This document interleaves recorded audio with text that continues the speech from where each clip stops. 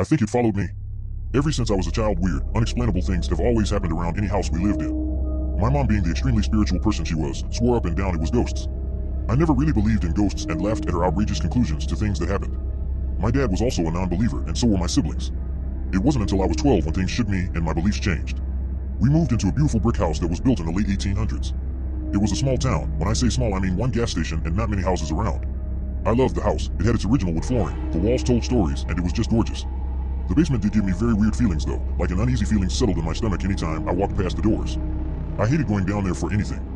It's where the washer and dryer were though, so I had to frequent it often. I chose the middle room on the second story with my sisters. I was 12 at the time, my sister 9, and my youngest sister was only 3. Our room was also very eerie, but I put it down to new surroundings and it being old. The first night is when things started happening. My sisters and I were in the room all giddy and laughing from the excitement when the closet door just popped open.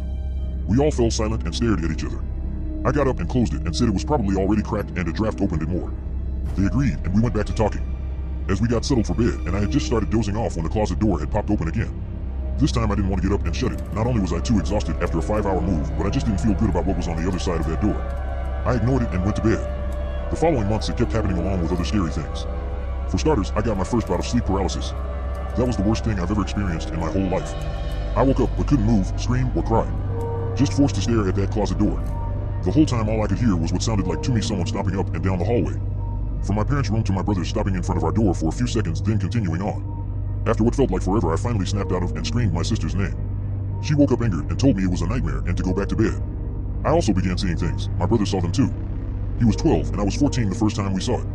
We called him the Tall Shadow Man. The figure was tall and just a pitch black shadow who stayed in corners. Our first sighting was in the living room. We both couldn't move, frozen from fear. He stood at least 6 feet 8 inches and just was glued to the corner of the wall. We saw him many times after it, but never spoke on it. My mom told us the house was haunted after we came to her. She said she didn't want to say anything because no one believes her ever, but she has witnessed so many things and has tried everything to rid the house. All failed, obviously. And another honorable mention was when my brother came looking for me to play kickball, but I had left for the day with my friends. He didn't know that because he had just woken up 3 hours after I had left. He said he went in the kitchen, didn't see me, so he went to my room and then my parents to ask where I had went. They told him I was at a friend's and he went to go back to his room to just play the 64. As he passed my room, he thought he saw me standing by the mirror, so he circled back thinking I was home. When he went in my room, no one was in there. He yelled my name, and when I didn't answer, he went outside. He later told me it looked me except the hair was a light brown. I had black and red hair at the time because I dyed it. The last thing scary that happened before we moved due to my dad's death was what happened in the basement. I hated that basement. My youngest sister, who was now 5 at the time, my mom and I were doing laundry. My mom wanted me to get the clothes from the dryer while she put the clothes from the washer in the dryer. My sister sat on the bottom step. There were 2 sides to the basement. The right side is where the washer and dryer were. It wasn't very scary there. The left side was different. It stretched out about 30 feet and had the heater in the middle. It was the heater for the radiators in the house. About 8 feet past, there were these 2 large red doors. No one ever went in them, but they just emitted this horrible feeling. As we're doing laundry, my sister stands and points towards the doors and asked, "Who is that?" My mother asked who, and she replied, "The girl. She looks sad." My mom immediately dropped the clothes and asked, "What do you mean? What does she look like?" This part still gives me chills to this day. I will never wash these words from my brain.